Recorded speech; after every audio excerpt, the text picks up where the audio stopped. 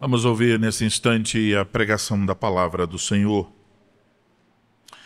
Vamos abrir as nossas Bíblias na carta de Tiago, capítulo de número 3.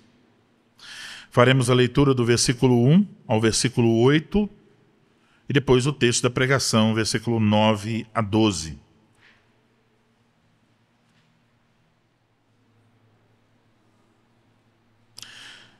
Tiago, capítulo 3, versículo 1. Meus irmãos, não vos torneis muitos de vós mestres, sabendo que havemos de receber maior juízo, porque todos tropeçamos em muitas coisas. Se alguém não tropeça no falar, é perfeito varão, capaz de refrear também todo o corpo. Ora, se pomos freio na boca dos cavalos para nos obedecerem, também lhes dirigimos o corpo inteiro. Observai igualmente os navios, que sendo tão grandes e batidos de rijos ventos, por um pequeníssimo leme são dirigidos para onde queira o impulso do timoneiro. Assim também a língua, pequeno órgão, se gaba de grandes coisas. Vede como uma fagulha põe em brasas tão grande selva. Ora, a língua é fogo, é mundo de iniquidade. A língua está situada entre os membros do nosso corpo e contamina o corpo inteiro. E não só põe em chamas toda a carreira da existência humana, como também é posta ela mesma em chamas pelo inferno. Pois toda espécie de feras, de aves, de répteis e de seres marinhos se doma e tem sido domada pelo gênero humano. A língua, porém, nenhum dos homens é capaz de domar. É mal incontido, carregada de veneno mortífero. Agora o texto da pregação desta manhã. Com ela, bendizemos ao Senhor e Pai. Também com ela amaldiçoamos os homens feitos à semelhança de Deus. De uma só boca procede bênção e maldição. Meus irmãos, não é conveniente que estas coisas sejam assim. Acaso pode a fonte jorrar do mesmo lugar o que é doce e o que é amargoso? Acaso, meus irmãos, pode a figueira produzir azeitonas ou a videira figos? Tampouco fonte de água salgada pode dar água doce. Até aí a leitura da palavra do Senhor. Vamos orar mais uma vez. Ó Senhor, nosso Deus, ouvimos, Senhor, a leitura da Tua palavra e vamos ouvir agora a exposição das Escrituras, cientes da nossa dependência do Senhor para entendê-la e para aplicá-la à nossa própria vida. Ninguém é suficiente para expô-la e ninguém é suficiente para ouvi-la. Todos nós dependemos da Tua graça. Abre, Senhor, a boca daquele que fala e abre os ouvidos daqueles que ouvem. Manifesta mais uma vez a Tua graça para conosco, dando-nos aquilo que nós precisamos. Pois o Teu Espírito Santo conhece o coração de cada um de nós e sabe das nossas mais íntimas necessidades. Portanto, rogamos que o Senhor, pela Sua palavra, pela operação do Teu Espírito Santo, fale-nos mais uma vez e assim sejamos nós corrigidos, instruídos, fortalecidos, encorajados pela santa palavra do Senhor. Derrama sobre o Teu povo as bênçãos da Tua graça e faz a Tua palavra frutificar em nosso meio. Oramos assim sinceramente, em nome do Senhor Jesus Cristo. Amém.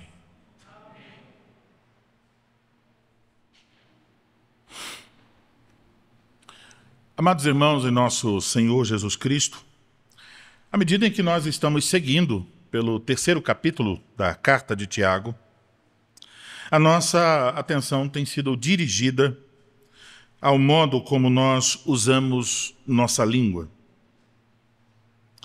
E quando nós estamos observando este ensino, nós devemos ter cuidado para não perder de vista a preocupação do próprio Tiago.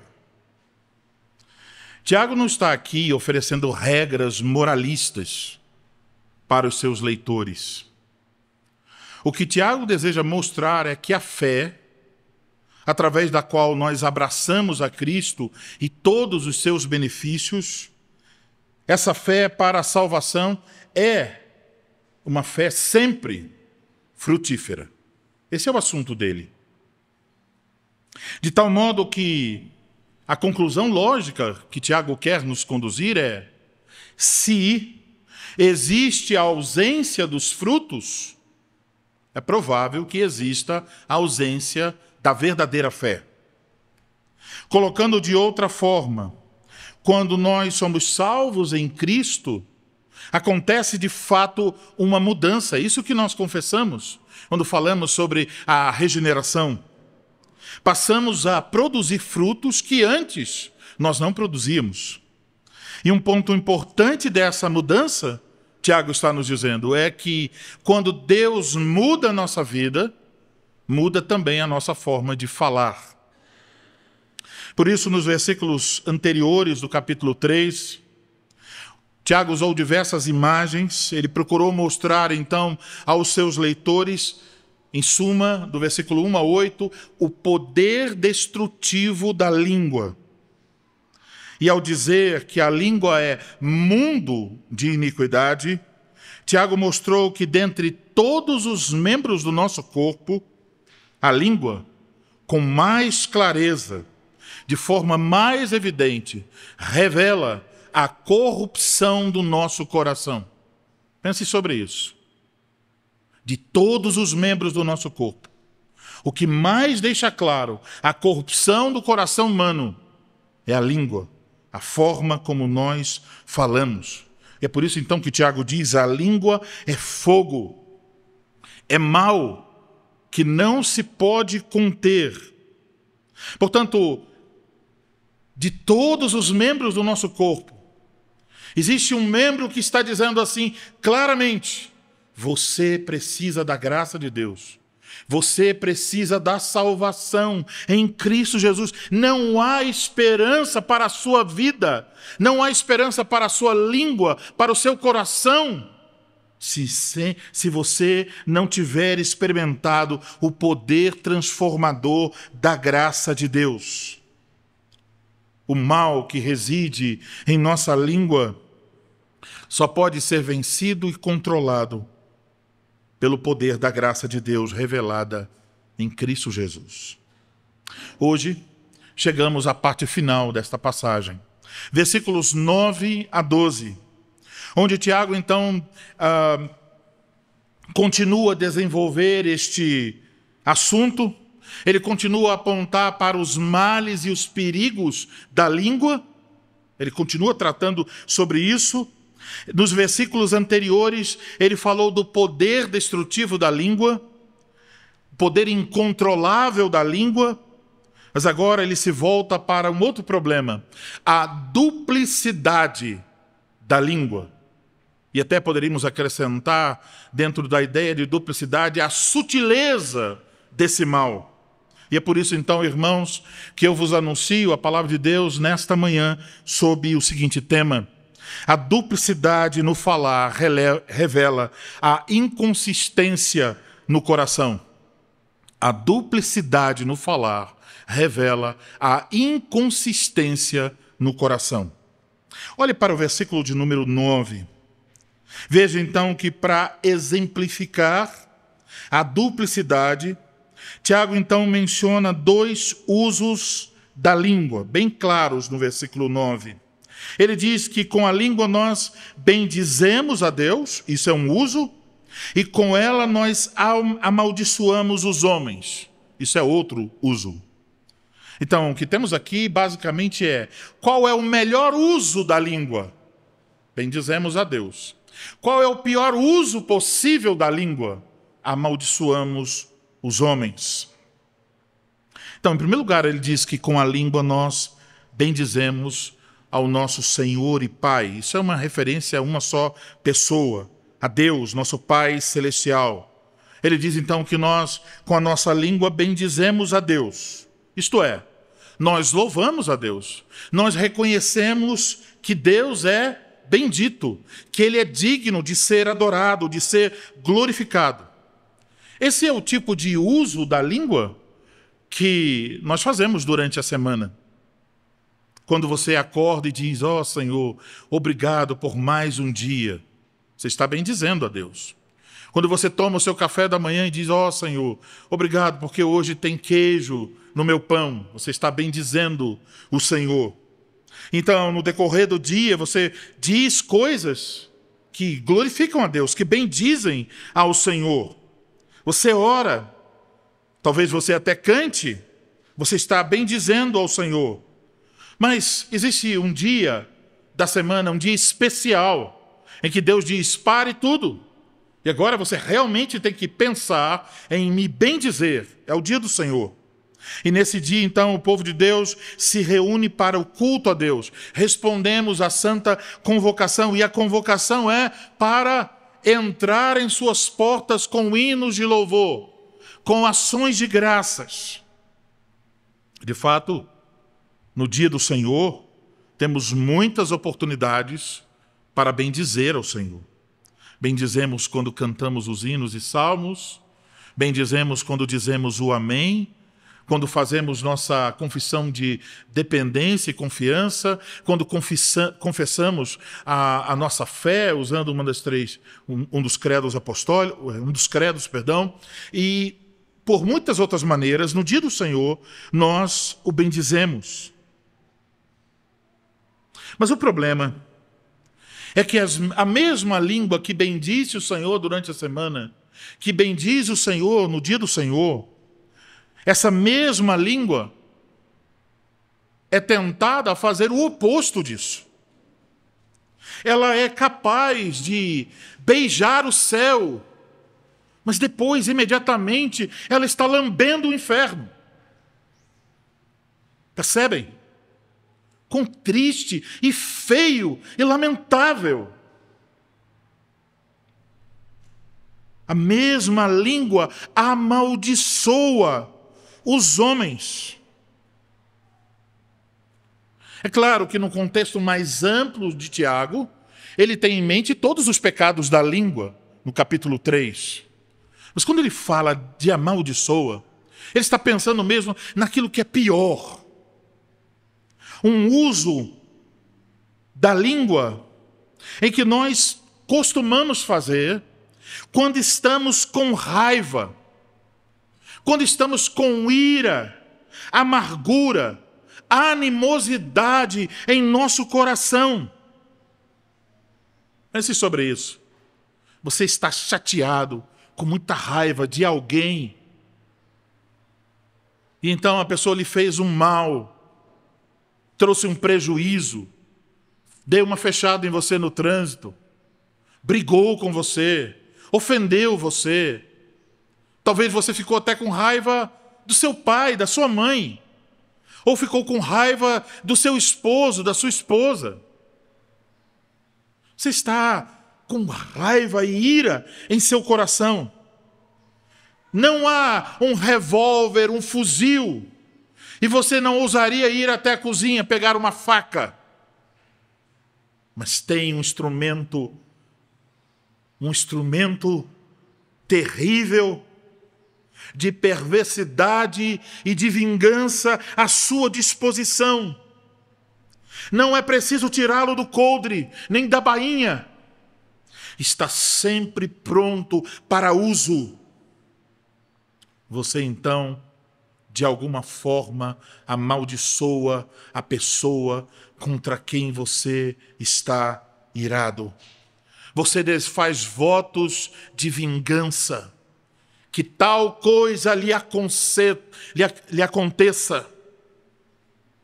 que seu pneu fure, que o seu dinheiro se perca, que você fique doente. Coisas maldosas e perversas a língua revela a perversidade do nosso coração. E aqui está, então. É a mesma língua. A duplicidade se revela no fato que essa língua é capaz de bendizer a Deus. Mas, meus irmãos, quão lamentável é termos de reconhecer que também a ela é capaz de amaldiçoar os homens feitos à imagem de Deus. Quando Tiago diz isso, feitos à imagem de Deus, a implicação das palavras de Tiago sobre os seres humanos, mesmo após a queda dos nossos primeiros pais, é que cada ser humano desse mundo carrega ainda os vestígios da imagem de Deus. Essa imagem está no homem sem Cristo, completamente deturpada, manchada, corrompida por causa do pecado, mas os vestígios, os sinais e a própria imagem de Deus ainda está no ser humano. Portanto, quando alguém amaldiçoa outra pessoa, pode ser uma pessoa crente, cristã ou não, significa que ao amaldiçoar essa pessoa, estamos amaldiçoando um reflexo da imagem de Deus, a quem em outros momentos nós bendizemos. Então, isso quer dizer, não é um pecado só contra aquela pessoa, porque aquela pessoa carrega a imagem de Deus. Quando você a amaldiçoa, você peca contra Deus que imprimiu sua imagem no ser humano. Então é um pecado contra a pessoa e um pecado contra Deus cuja imagem está estampada na pessoa. Em Gênesis capítulo 9, versículo 6, vocês lembram, depois do dilúvio, quando saíram da arca, Deus deu instruções a Noé. E Deus disse, Gênesis 9, 6, se alguém derramar o sangue do homem, pelo homem se derramará o seu, porque Deus fez o homem segundo a sua imagem. A imagem de Deus no homem após a queda é apresentada aqui como a razão para punir o assassino. É um crime tão grave pecar contra a vida de outra pessoa que carrega a imagem de Deus, que quem o faz deve perder a sua própria vida. Essa também, meus irmãos, é a razão porque nos opomos ao aborto. Pequeno bebê, mesmo na sua forma mais embrionária, carrega a imagem de Deus. É a razão porque nos opomos à eutanásia. Também deve ser a razão porque devemos ser misericordiosos com pessoas dependentes químicos, moradores de rua e pessoas que estão presas, escravizadas a qualquer tipo de pecado. Você já teve esse pensamento? Olhar para um morador de rua com sua seringa, com sua sujeira e pensar, por trás de toda essa sujeira ainda tem um resquício da imagem de Deus. Como ver tal coisa e não orar imediatamente e dizer, tenha misericórdia dele, Senhor. Restaura aquilo que foi perdido por causa do pecado.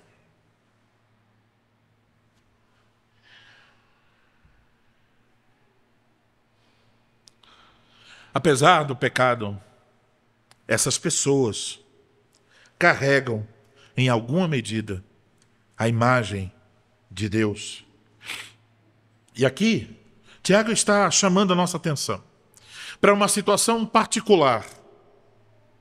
A maneira como falamos com as pessoas e a maneira como que falamos das pessoas deve refletir o nosso entendimento, e aí veja, teológico, a respeito da natureza humana.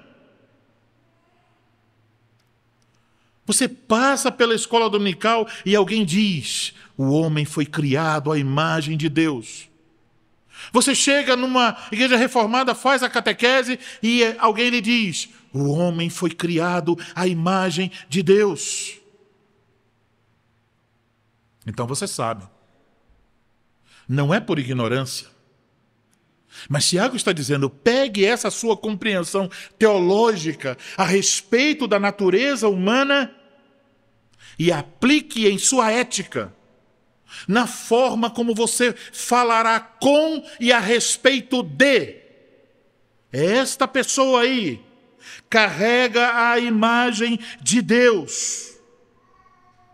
E se isso é verdade a respeito do morador de rua, mais sujo e mais escravizado ao seu pecado, o que podemos dizer aos irmãos que estão do seu lado, limpos pelo sangue de Cristo, santificados pelo Espírito Santo, adornados pela graça de Deus, cuja imagem está sendo restaurada conforme o novo homem e a nova mulher?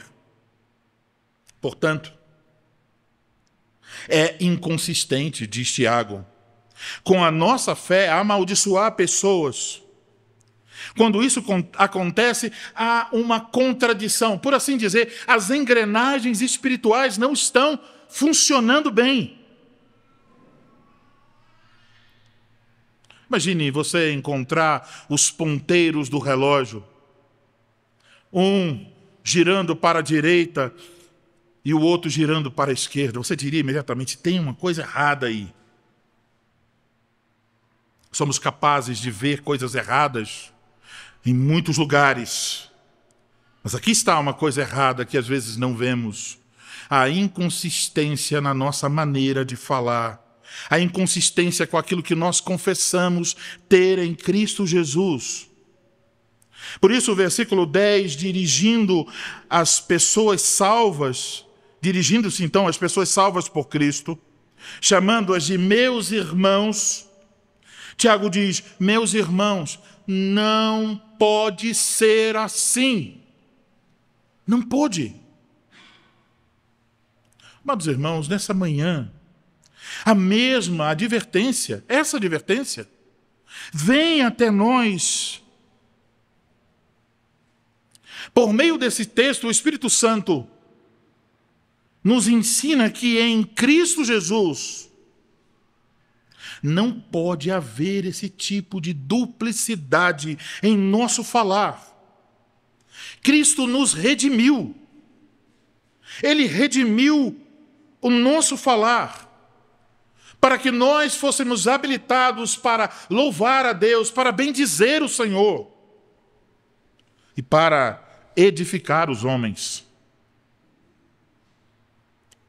Então a nossa boca não deve proferir louvores a Deus e maldições para os homens. Isso é contraditório. E em Romanos 12, 14, o Espírito Santo diz isso até de uma forma mais clara. Ele diz: abençoai os que vos perseguem, abençoai, e não amaldiçoeis. Portanto, somos chamados a lutar contra essa duplicidade perversa. E as razões para isso, veja, aparecem aí nos versículos 11 e 12 do nosso texto. Nesses versículos, para mostrar que um cristão, alguém alcançado pela graça salvadora de Cristo Jesus, não pode falar com duplicidade, Tiago faz duas perguntas.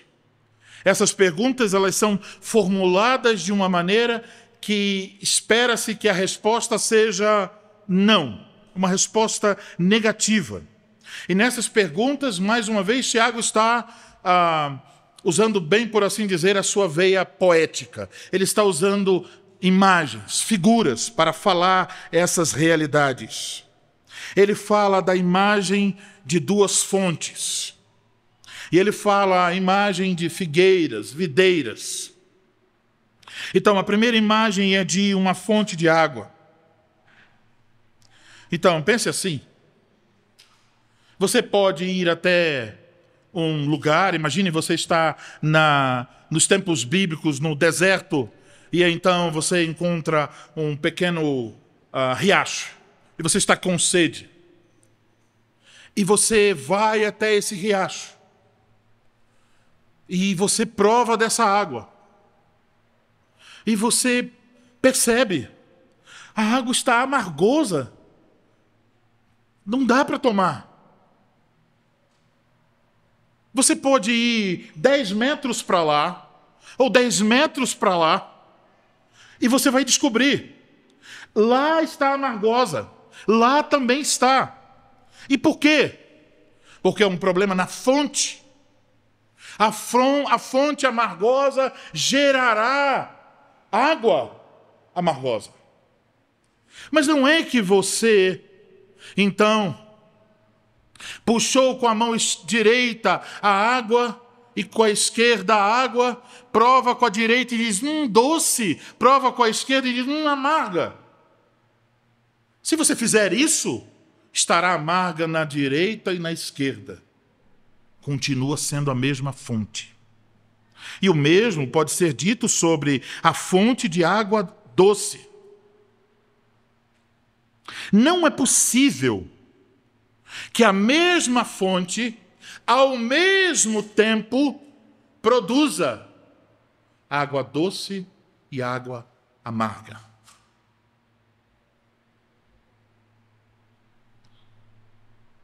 Tiago quer mostrar que nós não podemos louvar a Deus e, ao mesmo tempo, amaldiçoar as pessoas. Se isso acontece, pode ter certeza, tem alguma coisa errada. Essa inconsistência no falar revela uma inconsistência mais profunda e extremamente perigosa. Uma inconsistência no coração, uma inconsistência espiritual. Isso fica ainda mais claro com as imagens do versículo 12. Aqui, mais uma vez, a resposta às perguntas de Tiago é não. O argumento dele é que uma planta só produz frutos condizentes com sua natureza. A figueira produzirá figos. A videira produzirá uvas. Nada além disso.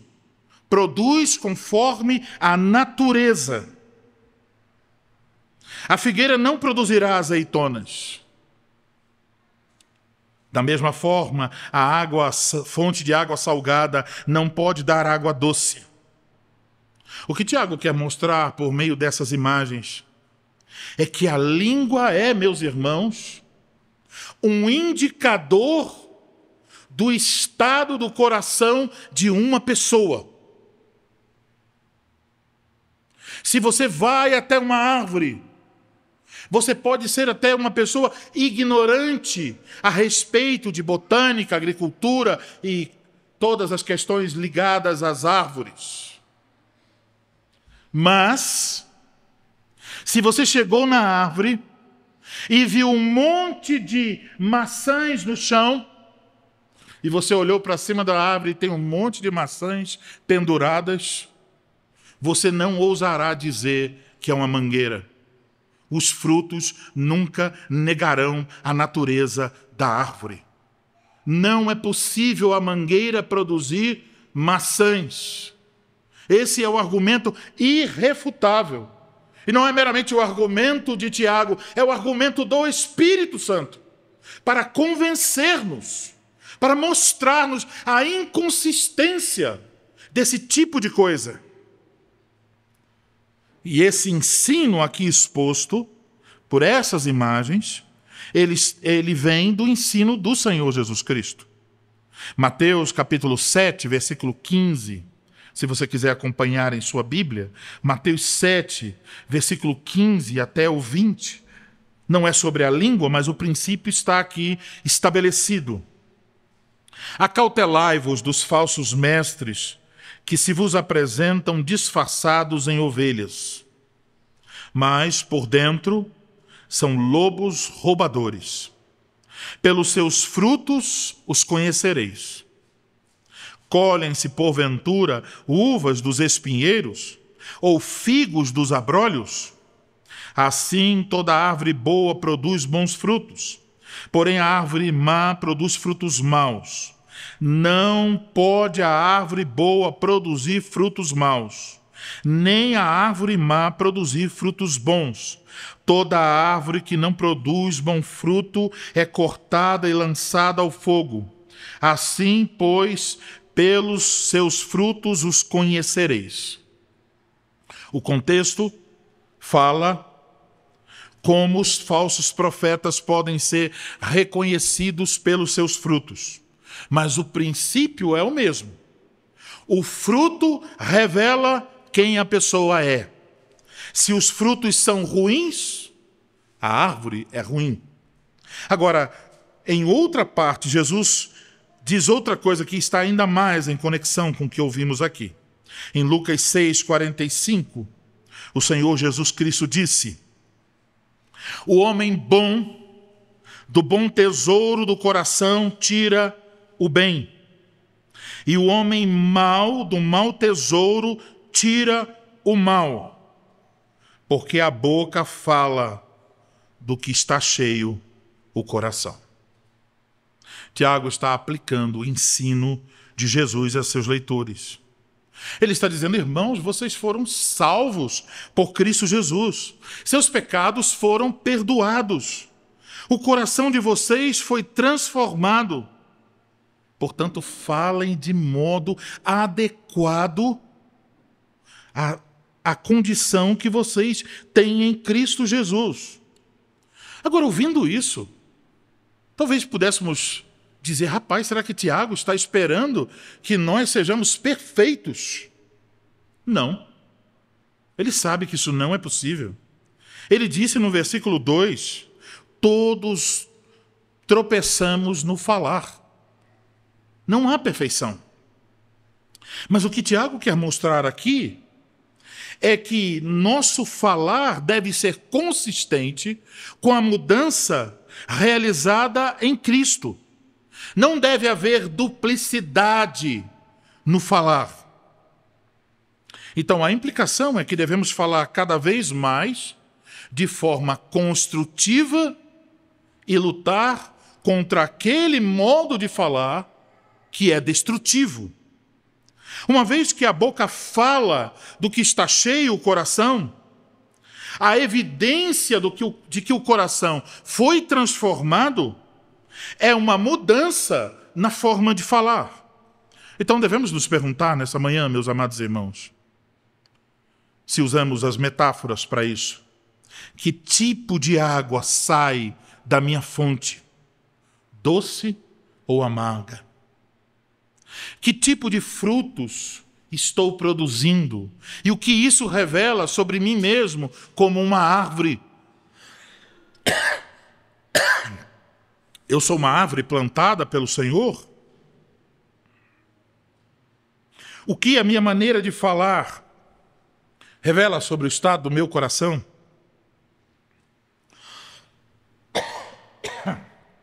Desculpe. Eu falo com ódio? Eu falo contra o próximo? Eu falo a respeito dos pecados do próximo? Eu falo de forma destrutiva?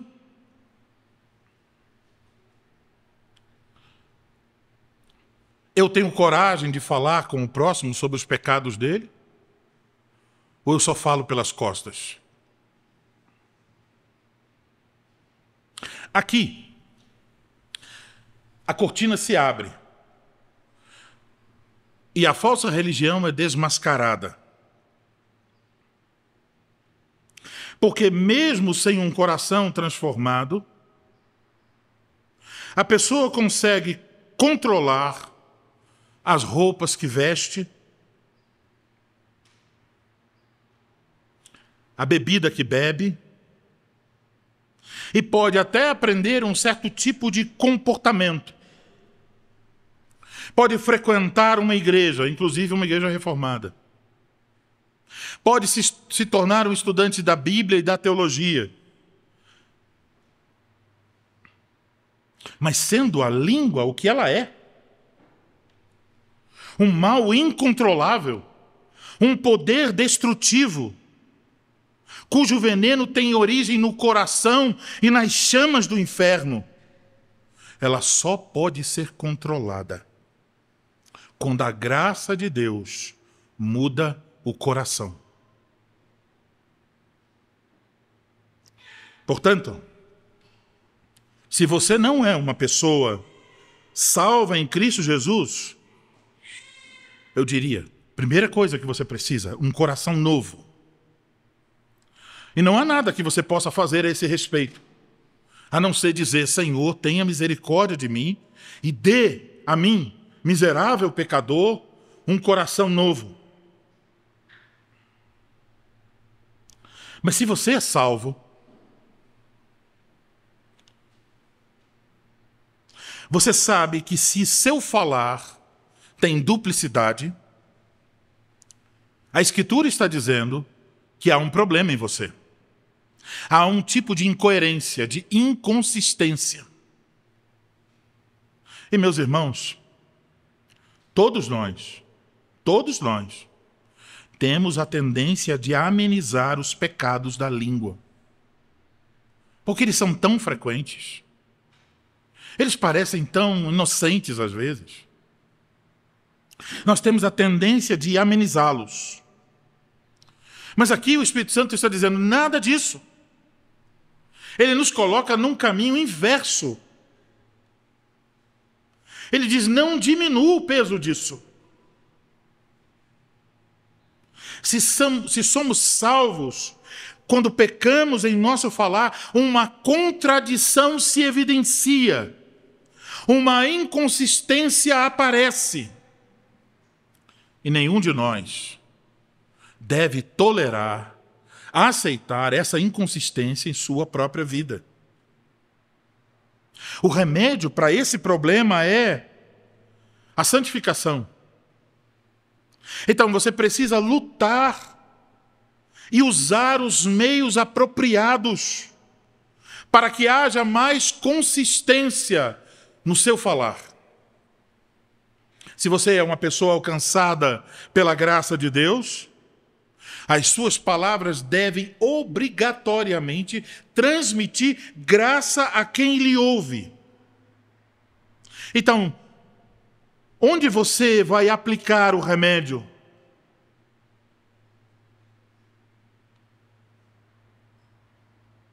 A ferida está na língua, mas o germe está no coração. É lá, no coração.